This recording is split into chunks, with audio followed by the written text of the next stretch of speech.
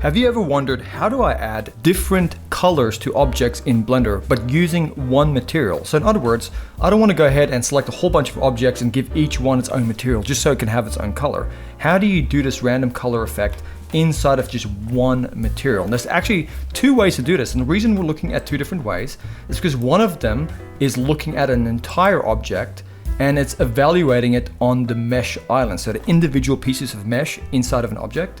Now that method works fine there, but it won't work if you have separate loose objects. So if you have separate loose objects, you can give them all the same material, and we can use this method over here where we use the random from an object info, and they can all have a random color, even though it's all using just one material. All of these spheres here have just one material. So this is a super useful skill to learn if you're in Blender, especially if you're a beginner. There's gonna be times where this is definitely gonna be handy. So let's jump in and I'll show you exactly step by step how to do this in Blender. So I want this to be as quick and simple as possible. So let's just quickly jump into default scene in Blender.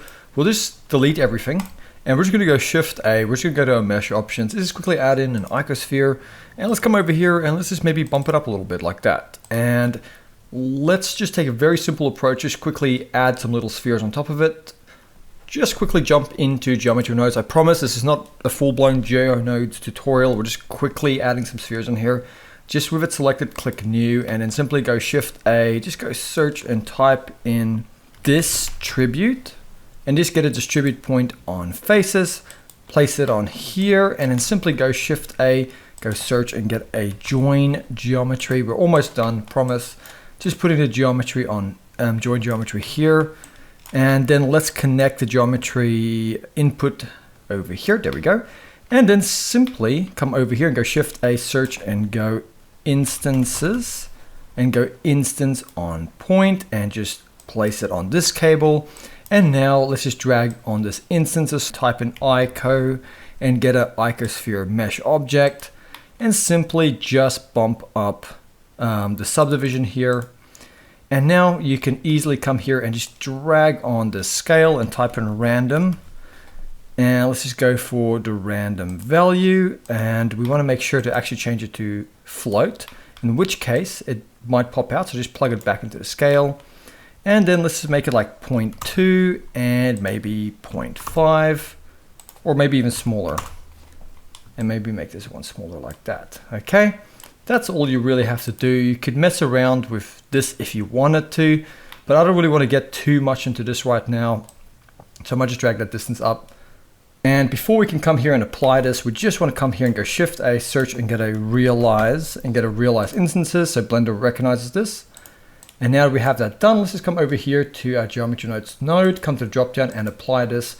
And now this is an actual object here like this. So this is one object, which is fantastic. It's going to demonstrate this really well. So let's go over into our shading workspace. And make sure you're in the object mode. And I'm just going to change it over here in my render properties from Eevee to cycles.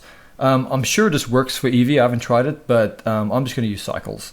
We're then going to go ahead with this selected. We're just going to go ahead and create a new material.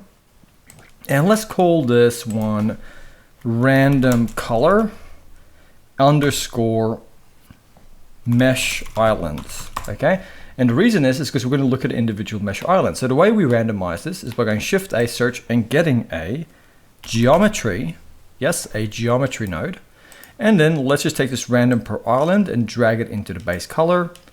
And now if we go over here and go Z and go rendered, we can see this. And you can always go just quickly add in a light if you want. There we go. I'll just drag out an area light and give it some more strength. And there we go. I've just quickly added in a light. So you can now see in rendered mode, this is what we have. And it's added all these random values. Really, I shouldn't say random colors. It's actually more like just a gradient of values. But what we can do, we can go Shift A, search and get a ramp, get the color ramp, place it on this cable. Change it from linear to constant. And now you can grab these little tabs and you can actually give them value changes and colors. So I might do this over here, make it red. I'll drag this one down. I might make it green.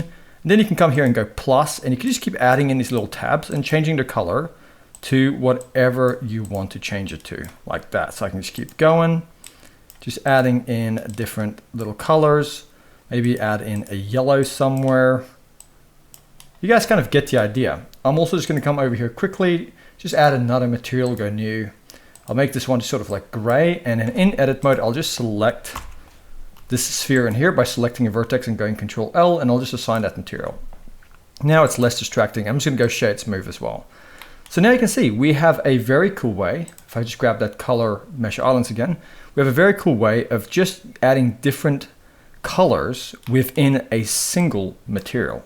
So now let's take it a little bit further. I'm going to show you the second method. If I were to grab this now and go Shift D to duplicate and go GX and move it over to the side and then go into my front view, what I'm going to do, I'm going to select this guy over here and I'm going to tab into edit mode. I'm going to press A to select everything. And what I'm going to do is I'm going to press P with all of the mesh selected. I'm going to go separate by loose parts and tab back out into object mode. And now you can see each one of these is its own object. And immediately, even though it has this material, it's no longer working because it's not recognizing the mesh islands within an object context. So how do we do this differently? So what we're going to do is very simple.